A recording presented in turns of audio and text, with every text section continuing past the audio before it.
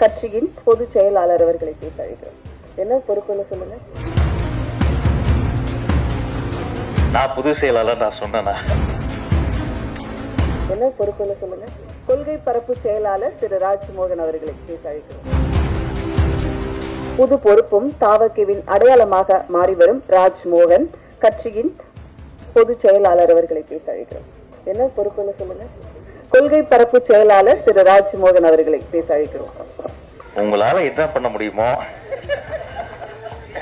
நான் பொதுச் செயலாளர் நான் சொன்னேனா? ஐயோ வேணாம் தெய்வமே. ஊடக உறவுகளுக்கும் மேடையில் இருக்கக்கூடிய பெரியவர்களுக்கும் அத்துணை பேருக்கும் வணக்கம். தனித்தனியா பேச சொல்ல நேரம் இல்ல, தப்பா எடுத்துக்க வேண்டாம். தம்பி தங்கதுரை பேசும்போது இங்க சொன்னாரு, அரசியல் பிரமுகர்கள் நிறைய பேர் வந்திருக்காங்கன்னு நம்மள சொன்னாரு. இல்ல நீ நிறைய பேசிட்ட, பேச விடுக்கிறாரு. உண்மையிலேயே அரசியல் பிரமுகர்களா நாங்க இங்க வரல.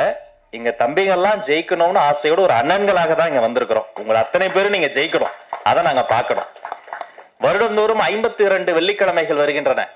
52 வெள்ளிக்கிழமையில எனக்கு ஒரு வெள்ளிக்கிழமை வந்துடாதான் நான் ஜெயிச்சிட மாட்டேன்னா, என் அப்பா அம்மா பாத்திர மாட்டாங்களா, என் பொண்டாட்டி புள்ள பாத்திராதா என்ற நம்பிக்கையோடு கண்ணறைய கனவுகளோடு ஓடி திரியும் சாலிகிராமத்து கனவு தொழிற்சாலை குழந்தைகளில் உருவந்தான் தினேஷ் லட்சுமணன்.